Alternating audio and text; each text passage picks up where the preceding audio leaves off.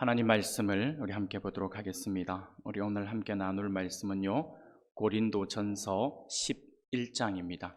신약 성경 고린도전서 11장 23절에서부터 34절까지의 말씀을 우리가 함께 보도록 하겠습니다. 고린도전서 11장 23절에서부터 34절까지의 말씀입니다. 찾으셨으면 우리 한 절씩 교독하겠습니다. 제가 먼저 23절 말씀 보도록 하겠습니다.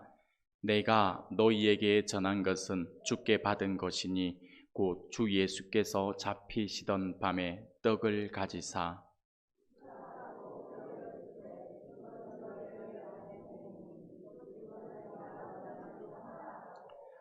식후에 또한 그와 같이 잔을 가지시고 이르시되 이 잔은 내 피로 세운 새 언약이니 이것을 행하여 마실 때마다 나를 기념하라 하셨으니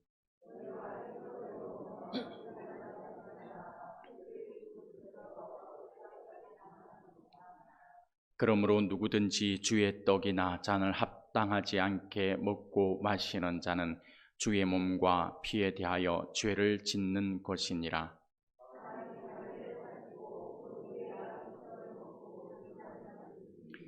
주의 몸을 분별하지 못하고 먹고 마시는 자는 자기의 죄를 먹고 마시는 것이니라.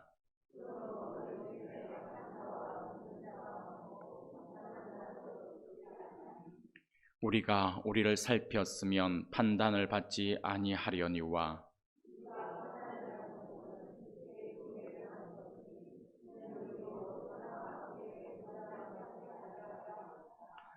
그런즉 내 형제들아 먹으러 모일 때에 서로 기다리라.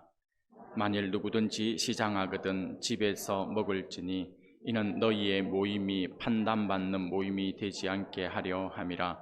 그 밖의 일들은 내가 언제든지 갈 때에 바로 잡으리라. 아멘.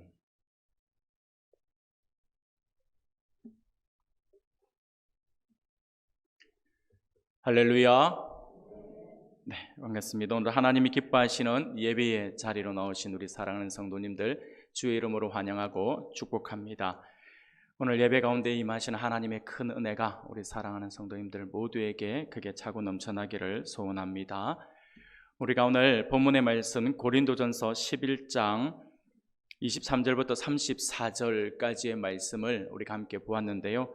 오늘 본문의 말씀을 가지고 성찬의 의미에 대해서 우리가 잠시 한번 살펴보고 하나님의 은혜를 나누고자 합니다. 오늘 본문의 말씀은 고린도 교회에 있었던 발생했던 성찬 문제를 다루고 있는 그러한 부분입니다. 초대 교회에서는 성찬 예식이 오늘날 우리가 지금 행하고 있는 이 성찬 예식과처럼 이렇게 오늘 우리가 드리는 이 성찬 예식은요 굉장히 간략하게 되어 있습니다. 간소화 되어 있는 것이죠. 그런데 초대교회 당시에는 이 간소화되어 있는 형태로 행해지지 않았고 이 교제를 겸한 그러한 공동 식사 형태의 그러한 모습으로 행해졌습니다. 엄밀히 말하면 그리스도의 죽음을 기념하는 성찬과 그리고 성도들의 공동 식사의 어떤 의미를 가지고 있었던 식사 교제의 의미를 가지고 있었던 애찬이라고 하는 것이 구분되어서 이렇게 있었는데, 그런데 이 두 가지가 성찬과 애찬이 같이 행해졌어요. 같은 날 같이 행해졌습니다. 쉽게 말씀을 드리면 항상 무엇을 먼저 했냐면 애찬을 먼저 나누었어요. 그래서 성도들이 먼저 애찬을 나누면서 공동 식사 교제를 통해서 애찬을 나누고 난 뒤에 행하여 있었던 것이 이제 이 성찬의 그런 어떤 의식의 그런 모습들이었습니다.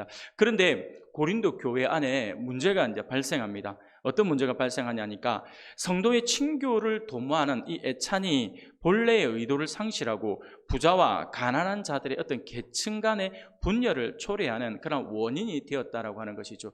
이게 먹는 것 가지고 부자와 가난한 자의 어떤 계층이 나누어졌다라고 하는 것들에 대해서 우리가 조금 의문을 가질 수 있고 이게 무슨 말이지? 라고 하는 생각을 우리가 해볼 수가 있습니다. 그런데 이들이 그렇게 했던 이유가 뭐냐니까 이 애찬을 그 당시에는 어떻게 했냐면 애찬을 할 때는 항상 각자 성도들이 자기의 집에서 음식을 가지고 왔어요. 그냥 빵이면 빵이라든지 아니면 포도주는 포도주라든지 아니면 다른 음식들을 이렇게 가지고 옵니다. 가지고 와서 그것을 서로 이게 모아서 같이 나누면서 교제를 나누고 그러면서 먹으면서 서로 함께 교제를 나누는데 어떤 문제가 발생하냐니까 이 부유한 자들은 이게 낮에는 일을 하지 않고 그냥 이제 집에 있다가 아니면 그냥 여유를 즐기다가 이게 뭐 예찬 시간이 되면 같이 음식을 가지고 와서 그렇게 되는데 부유한 자들은 이게 먹을 것도 많잖아요. 이게 많은 것들을 가져옵니다. 많은 것들을 가져와서 모이니까 이 3, 4, 5 빨리 모이는 사람들은 다 이게 좀 부유한 여유가 있는 사람들이 모이게 된 것이죠. 모이게 되니까 뭐 음식을 앞에 놔놓고 뭐 나중에 뭐 늦게 오는 사람까지 기다릴 필요가 있을까? 그 사람들은 나중에 그때 따로 하면 되고 우리는 우리끼리 하면 되지라고 생각을 해서 자기네들이 먼저 음식을 나눕니다. 그런데 그렇게 하면서 너무 많은 음식들을 가지고 오니까 나중에는 이게 조금 더 변질되면서 음식을 가져오는 것이 또 하나의 자기 집의 어떤 부를 자랑하는 그 모습으로까지 변질되는 거죠. 그래서 이번에는 우리가 지난번에 요만큼 가져갔으면 어느 집에는 와 이런 거 가져왔더라. 그럼 우리 집은 질 수 없지. 더 큰 걸 가져가자. 뭐 이런 식으로 해서 더 많은 음식들, 더 화려한 것들을 막 가지고 가게 되는 것이죠. 그러면서 서로 나눕니다. 애찬을 나누는데 문제는 너무 많은 음식과 너무 많은 게 포도주라든지 이런 것들을 가지고 와서 나누다 보니까 이 사람들이 그 애찬의 시간들이 교제를 나누는 시간이 아니라 나중에는 이제 흥청망청 즐기는 시간이 되어버린 것이죠. 그러다 보니까 음식을 먹고 이렇게 배가 부르고 또 술을 많이 마시니까 취하고 그래서 해롱해롱 하는 거죠. 해롱해롱 하는 가운데에서 성찬식을 거행한다. 한번 생각해 보세요. 이 성찬식이 거룩한 예식이 되겠습니까? 안 되는 것이죠. 거기다가 이 사람들이 먼저 부유한 자들이 가지고 와서 음식을 먼저 나누어 먹고 나니까 음식이 없는 거예요. 그래서 나중에 이제 일선에서 일을 하고 있던 현장에서 일을 하고 있던 가난한 성도들이 이제 교회를 오면 너무 가난하다 보니까 음식을 못 가져올 수 있고 빈손으로 오는 경우들이 많은 거예요. 그런데 이 사람들은 하루 종일 일을 했기 때문에 배가 고파요. 그래서 교회 가면 애찬을 나누면서 우리가 요기를 하면 되겠다라고 해서 교회를 오게 되지만 사실은 와서 보니까 부유한 사람들이 가지고 온 음식들은 자기네들이 흥청망청 하면서 다 먹어버리고 뭐 바닥에 흘린 찌꺼기밖에 없고 뭐 술은 다 엎어져 있고 자기네들은 보니까 술 취해가 해롱거리면서 뭐 왔는가 이러고 있고 또 어떤 사람은 저쪽에 구석에 처박혀 가고 잠자고 있고 난리가 나는 거죠. 그러니까 이 가난한 성들이 오면 이 애찬의 모습들 애찬을 하기 위해서 왔지만 사실상 상처만 받고 돌아가는 일이 벌어지는 거죠. 그러다 보니까 교회 안에 이 부유한 층과 이 가난한 사람들의 계층이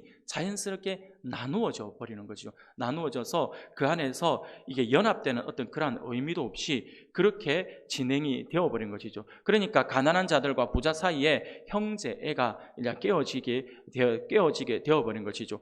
애찬과 함께 행해지던 그 모습이 그런 상황에서 부자들은 벌써 배부르고 술 취해가지고 해롱거리는 그 상황에서 성찬은 이루어져야 되고 또 가난한 사람들은 밥을 못 먹었으니까 배가 고픈 가운데서 그리고 이미 부자들 때문에 상처 입은 그 상처된 마음을 가지고 성찬에 참여해야 되니까 이 성찬 예식이 거룩한 예식으로 이어지지가 않더라라고 하는 것이죠. 그래서 그것이 불경하게 이루어지니까 바울이 오늘 고린도 교회의 이러한 모습들에 대해서 지금 굉장히 엄하게 책망을 하고 있는 것입니다. 성찬 예식의 그 유래와 근본 의미를 오늘 본문의 말씀에서 설명을 해주면서 당연히 성찬은 경건하게 이루어져야 되고 교회의 모든 지체들과 함께 바르게 시행되어야 한다라고 하는 것을 가르쳐주고 있는 것이 오늘 우리가 읽었던 본문의 말씀입니다.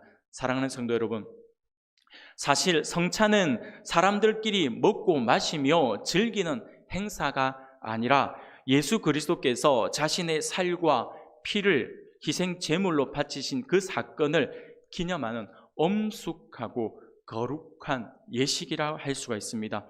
아울러 성찬 예식은 모든 성도가 그리스도의 몸에 참여함으로써 성도들이 하나로 연합되었다라고 하는 것을 확인하는 그러한 의식이기도 합니다. 그냥 나누는 것이 단순하게 우리가 그냥 떡을 들고 그리고 잔을 드는 이 모습이 그냥 예수님의 피와 예수님의 살과 예수님의 피의 그 의미를 가지고 우리가 그냥 마시고 마는 그러한 의미가 아니라 그 의미 안에는 우리가 함께 한 자리에서 같은 성찬 안에서 같이 이루는 우리는 하나다, 한 몸이다, 그리스도를 몸 머리로 둔 한 몸, 한 지체다. 그래서 우리가 하나입니다 라고 하는 것을 우리가 이렇게 표현하고 그것을 드러내는 그 의식이 바로 이 성찬 예식이다라고 하는 것이죠.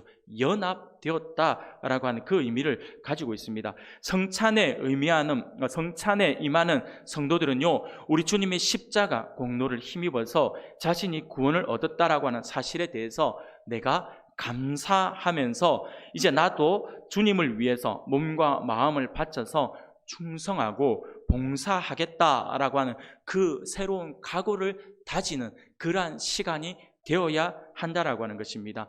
그리고 성도의 하나됨도 새롭게 인식하여서 성도 간에 하나가 되도록 또 우리가 이 성찬 예식을 통하여서 그 의식만 가질 것이 아니라 실제로 우리가 하나됨을 나눌 수 있는 그러한 은혜가 우리 안에 있어야 한다라고 하는 것이죠. 만약 그렇지 않고 성찬에 참여하게 되면 결국 그 사람은 예수 그리스도의 살과 피를 범하는 죄에 빠질 수밖에 없고 따라서 하나님의 심판 또한 면할 길이 없다라고 하는 것을 오늘 바울이 엄히 고린도 교회 성도들에게 지금 문책을 하고 있는 것입니다. 그러나 진정 예수님께서 우리 성도들을 위해서 얼마나 큰 사랑을 베풀어 주셨는지 깨달은 사람들은 주님께서 보여주신 그 사랑의 모범을 따라서 자신도 다른 사람들을 위해 봉사하고 희생하는 그러한 사랑을 실천하겠노라 라고 다짐을 하게 되는 것을 우리가 보게 됩니다. 사랑하는 우리 성도 여러분, 그러므로 오늘 이 시간에는 오늘 본문의 말씀을 통하여서 하나님께서 우리에게 허락해 주신 이 성찬의 진정한 의미를 우리가 함께 살펴보면서 오늘 우리가 어떤 마음과 자세로 성찬식에 임해야 하는 것인지에 대해서 우리가 함께 살펴보면서 하나님의 은혜를 나누고자 합니다. 사랑하는 여러분, 오늘 우리가 행할 이 성찬은 어떤 의미를 가지고 있습니까? 그것은요, 성찬은 세상과 우리 교회가 다르다라고 하는 것을 구별하는 의식이다라고 하는 것을 우리가 기억해야 합니다. 23절 말씀을 보니까 내가 너희에게 전한 것은 주께서 받은 것이니 곧 주 예수께서 잡히시던 밤에 떡을 가지사라고 말씀을 합니다. 곧 바울은 앞으로 언급할 성찬의 기원이 주님으로부터 시작되었다라고 하는 것을 말하고 있는 것입니다. 그렇습니다. 사랑하는 성도 여러분, 성찬 의식은 인간이 자신들의 필요에 의해서 만들어낸 의식이 아닙니다. 성찬 의식은 주님께서 잡히시기 전날에 친히 제정하신 의식이죠. 주님께서는 최후의 유월절 만찬 석상에서 성찬을 제정하시고 이를 행하여 나를 기념하라라고 말씀하셨습니다. 성찬은 이러한 주님의 분부에 따라서 지금까지 모든 교회가 준수하고 있는 우리 기독교만의 아주 특별한 의식이다라고 할 수가 있습니다. 또한 우리 기독교의 복음이 전파되어서 교회가 세워지는 곳에는 이 의식을 행함으로써 죄인들을 위해 십자가에 자기 몸을 바치신 주님의 구속 사역을 기념하고 있는 것입니다. 이렇듯 이 성찬 의식은 주님의 구속 사역을 기념하는 의식이다라고 하는 점에서 교회에 있는 많은 여러 가지 의식 가운데 매우 중요한 의식이고 예식이다라고 할 수가 있고 또 그 가치 또한 매우 높다라고 이야기할 수가 있습니다. 또한 세상과 교회를 구별되게 하는 그 의식이라고 하는 점에서도 그 가치는 매우 크다라고 할 수 있죠. 사랑하는 여러분, 세상은 본인들이 아니다라고 말을 할지는 모르지만 분명 계급과 계층이 뚜렷하게 나누어지는 곳이다라고 할 수가 있습니다. 부자가 가난한 사람들 위에 있으려고 그렇게 노력을 합니다. 부자가 가난한 사람들 위에서 군림을 하려고 하죠. 권력 있는 자가 권력 없는 자를 지배하려고 하는 곳이 세상입니다. 수직적 관계로 인간을 나누는 곳이 바로 세상이라고 할 수 있습니다. 그래서 세상 안에는요, 비교가 있고 열등의식이 있고 경쟁이 있으며 좌절과 슬픔이 있는 곳이다라고 할 수 있습니다. 세상 어느 곳에도 이러한 계층 구조가 없는 곳은 없습니다. 그러나 우리 교회는 어떻습니까? 그렇지 않습니다. 특히 주님이 제정해 주신 이 성찬은 이러한 계층 구조를 완전히 파괴하는 의식이라고 할 수가 있습니다. 성찬은 주님의 몸과 피를 나누는 모든 자가 하나님의 동등한 백성이며 주님의 한 가족임을 선포합니다. 오늘날에는 이러한 의미들이 우리가 별로 와닿지 않지만 초대교회 당시로 가보면요, 이것이 확연하게 느껴집니다. 왜냐하면 교회 안에는 주인, 종, 상전, 아니면 또 하인, 아니면 장사를 하는 집이면 이렇게 오너가 있을 것이고 종업원이 있을 것이고 모든 사람들이 함께 예배하고 성찬을 함께 하거든요. 그래서 오늘날에는 다르잖아요. 오늘날에는 우리가 다 하나다라고 하는 것들의 의식을 가지고 있고 직업에는 귀천이 없다라고 하는 의식을 가지고 있지만 과거 초대교회 당시에는 그렇지 않았어요. 그때 당시로는요, 이 노예라고 하는 제도가 허용되어 있는 시대였기 때문에 주인과 노예가 같은 자리에서 동석을 해서 예배를 드린다? 상상도 할 수 없는 거예요. 그런데 그때는 교회가 그렇게 해서 가능했다라고 하는 것이죠. 그래서 진짜 제대로 된 이 어떤 신앙을 가지고 있으면요, 비록 자기 집에서 부리는 종이지만 그럼에도 불구하고 그에게 형제님, 자매님이라고 호칭을 교회 안에서는 하면서 우리는 동등합니다. 그리스도 안에서 동등합니다라고 하는 것이 이루어졌다라고 하는 것이죠. 그래서 교회가 이 모든 사회 안에 있는, 세상 안에 있는 계층 구조를 파괴하는 것이고, 그러한 파괴하는 것이 이 교회이고 성찬 예식이다라고 하는 것이죠. 성찬 예식에는 잘난 사람도 못난 사람도 없습니다. 모두가 동등하게 하나님의 그 주님의 그 살과 피를 기념하는 그 의식에 참여할 수가 있다라고 하는 것이죠. 모두가 동등한 입장입니다. 주님의 성찬이 바르게 시행되는 곳에는요, 명예나 권력이나 지위나 경제적 힘 등 그 어떤 것이든지 아무 효력이 없습니다. 모두가 동등한 입장입니다. 성찬 의식은 거기에 참여한 모든 사람들이 주님의 은혜를 받은 존귀한 사람이다라고 하는 것을 선포하는 그러한 의식이다라고 하는 것을 우리가 결코 잊어서는 안 될 것입니다. 사랑하는 우리 성도 여러분, 성찬은 세상과 교회를 분명히 구별하는 장이라고 할 수가 있습니다. 천국 잔치의 모형이 바로 이 성찬 예식이라 할 수 있습니다.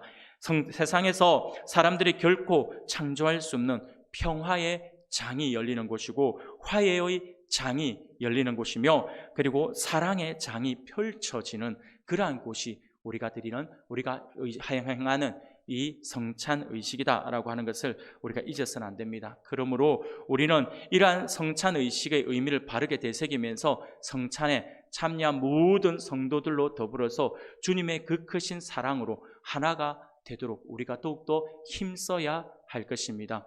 두 번째로 이 성찬이 우리에게 가르쳐주고 있는 의미는 어떤 의미냐니까 우리가 죄 사함을 얻는 새 언약의 증표, 그것이 바로 성찬이다라고 할 수가 있습니다. 25절 말씀을 보니 이렇게 말씀을 합니다.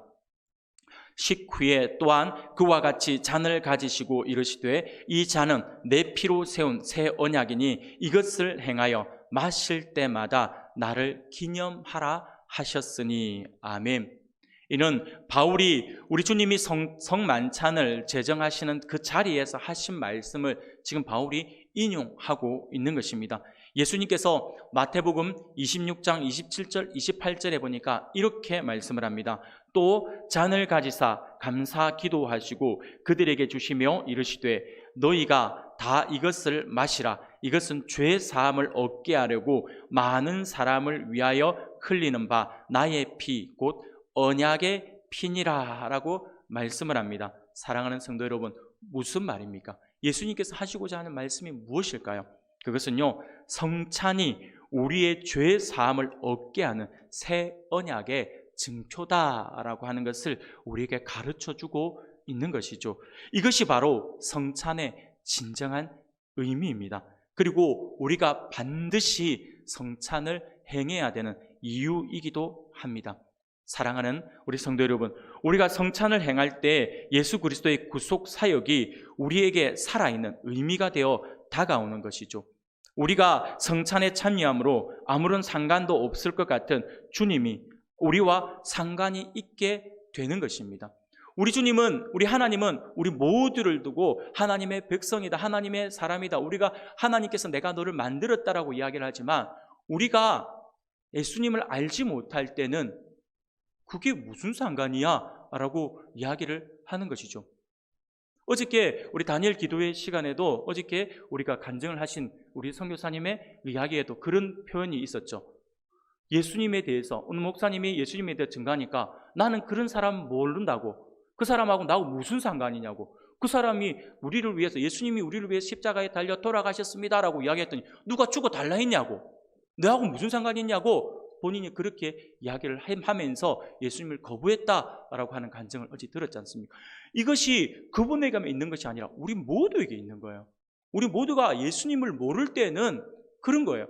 아니 그러잖아요. 지금도 그래요. 지금도 많은 민족주의, 잘못된 민족 어떤 사관원이나 민족주의를 그 어떤 의식을 가지고 있는 사람들은요 그런 이야기들을 많이 해요.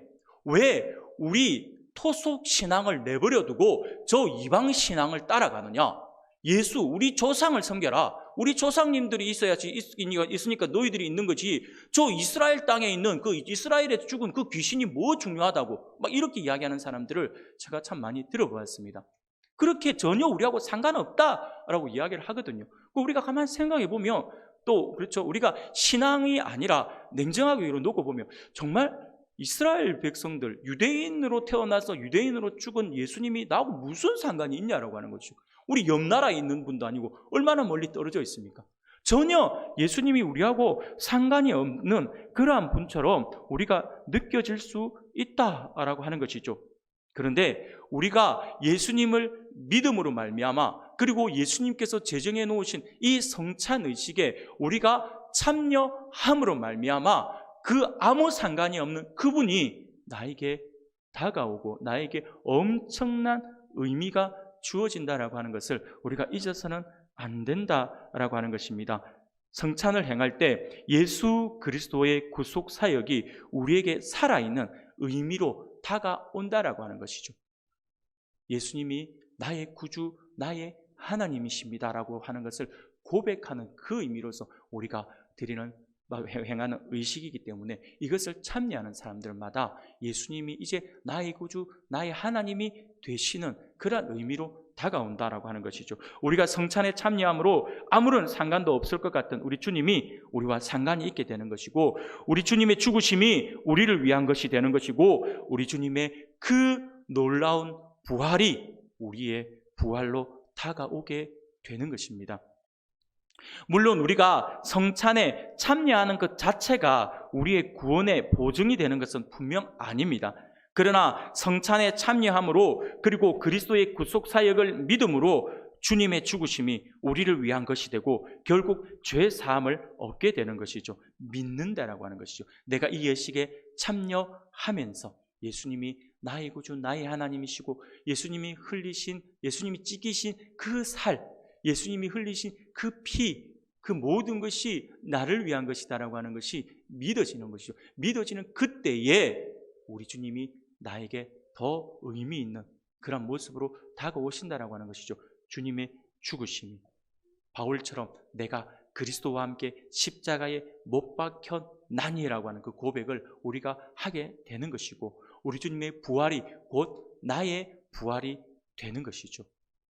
그 믿음이 바로 우리가 드리는 이 행하는 성찬 의식 안에 포함되어 있다라고 하는 것입니다. 성찬에 죄 사함을 얻게 하는 약속이 들어있음을 분명히 기억해야 할 것입니다. 사랑하는 여러분, 이것이 너무 중요합니다. 약속, 그것은요 전혀 관계없는 것을 가능하게 하는 것입니다. 우리 주님께서 성찬 예식을 행함으로써 나를 기념하라 라고 말씀하셨잖아요. 그 기념하라고 하는 그 의미 안에 주님의 약속이 포함되어 있는 것이죠. 내가 너의 의식에, 이 예식에 참여하는 그가 곧 나와 함께하는, 내가 그와 함께할 것이고 그가 나의 제자가 될 것이고 이런 의미들이 다 그 안에 포함되어 있는 이 주님이 약속하신 약속이거든요. 사랑하는 우리 성도 여러분, 약속이라고 하는 것은요 전혀 상관계가 없는 것을 가능하게 하는 아주 놀라운 힘을 가지고 있습니다. 쉬운 예를 들어보면요, 우리 부부 관계를 알 수가 있어요. 부부는요 같이 살면 더없이 친한 사이가 되는 것이고, 그러나 마음이 상하고 갈등이 있어서 그런 일은 없어야겠지만 헤어지게 한다면 너무도 쉽게 남남이 되는 관계가 바로 이 부부 관계입니다. 부모 자식 간에는 일촌이라고 이야기를 하죠. 형제는 이촌이 되는 것이죠. 그런데 부부 사이에는 촌수가 뭘까요? 촌수가 없습니다. 우리는 영촌 이렇게 이야기를 하는데 부부 사이에는 촌수가 없어요. 왜 없냐면요, 그냥 서류상으로 도장 찍어서 서로 빠이빠이 하면 헤어지면 남남이 되어버리기 때문에 촌수가 없습니다. 그런데 촌수가 없는 부부가 정말 자식보다도 더 가까운 관계다라고 하는 것을 우리가 잘 알고 있습니다. 왜 그럴까요? 왜 피로 섞여 있지 않음에도 불구하고 매우 가까운, 제일 가까운 관계라고 이야기를 하는 것일까요? 그것이 바로 약속이 있기 때문에 그렇습니다. 혼인의 자리에서 약속하고 그것을 법적으로 신고하고 도장을 찍기 때문이죠. 이것이 언약이라고 하는 것이, 약속이라고 하는 그 언약이라고 하는 것이 가지고 있는 신비하고 아주 신기한 그러한 힘이라고 할 수 있습니다. 전혀 관계가 없던 사람들도 언약을 체결하고 도장을 찍기만 하며 관계가 형성이 됩니다. 사랑하는 여러분, 성찬이 바로 이러한 약속이라고 하는 것이죠. 예수 그리스도께서 십자가에서 흘리신 그 보배로운 피와 창에 찢겨진 살을 매개로 해서 하나님께서 나와 관계를 맺으시겠다라고 하는 것이죠. 죄 없는 자로 여겨주시겠다라고 하는 것이고요, 자신의 자녀로 삼아주겠다라고 하는 것이고, 나를 하나님께서 복 주겠다라고 하는 것입니다. 나를 길이 보호해 주시며 지켜주시겠다라고 하는 그 약속이 그 안에 포함되어 있다라고 하는 것입니다. 우리가 행하는 이 성찬은 이 모든 의미가 함축되어 있고 그것을 확인시켜주고 공고히 하는 자리가 우리가 행하는 성찬의 자리입니다. 우리는 주님의 떡을 떼므로써 주님의 잔을 마심으로써 우리가 그 은혜를 새깁니다. 그래서 교회는 2000년간 이것을 지켜온 것입니다. 사랑하는 우리 성도 여러분, 성찬은 거룩한 것입니다. 이것은 가장 보배로운 것임을 믿으시길 바랍니다. 하나님의 죄 사함의 약속이 있는 가장 귀한 의식입니다. 그러므로 우리는 주님의 이 성찬을 귀하게 여겨야 합니다. 정말 감사하는 마음으로 성찬에 임해야 할 것입니다. 단순한 의식 가운데 하나로 여겨서는 결코 안 됩니다. 성찬은 구원의 보증은 아니지만 죄 사함을 얻게 하는 새 언약의 증표다라고 하는 것을 알아서 더욱 주님이 친히 제정하신 이 성찬 예식을 귀하게 여기고 감사함으로 이 예식에 참여함으로 죄 사함의 은혜를 다시 확인할 수 있기를 바랍니다. 아무쪼록 사랑하는 성도 여러분, 오늘 하나님께서 우리에게 주실 말씀을 기억할 수 있기를 바랍니다. 코로나로 인하여서 우리가 잠시 주춤하여 미루어왔던 성찬 예식을 오늘 거행하고자 합니다. 이 성찬의 진정한 의미를 되새길 수 있기를 바랍니다. 우리가 행하는 성찬 예식은 세상과 교회를 구별하는 의식이다라고 하는 사실들을 알고 세상과는 다른 우리의 모습이 성찬 예식을 통하여 이루어지기를 소원합니다. 그리고 성찬은 우리 주님의 몸과 피를 나누는 의식이죠. 우리가 그러한 사실들을 알아서 오늘 성찬에 참여한 우리 모두는 주님의 몸과 피를 나눈 하나의 한 몸 공동체다라고 하는 사실들을 기억해서 더욱 이 예식을 통하여 하나의 아름다운 공동체를 세워나갈 수 있기를 바랍니다. 무엇보다 이 예식은 우리의 죄 사함을 얻게 하는 새 언약의 증표다라고 하는 사실들을 기억할 수 있기를 바랍니다. 그리하여서 오늘 행하는 우리의 성찬을 통하여 주님께서 이루어 주시는 죄 사함을 누릴 수 있기를 바랍니다. 아무쪼록 사랑하는 여러분, 오늘 우리는 더욱 기쁨과 즐거움 그리고 감사하는 마음으로 성찬 예식에 참여함으로 하늘의 신령한 은혜와 그 복을 누릴 수 있는 저와 여러분들이 되시기를, 저와 여러분들 그리고 우리 믿음의 한 공동체가, 가족 공동체가 되기를 주님의 이름으로 축원합니다. 아멘.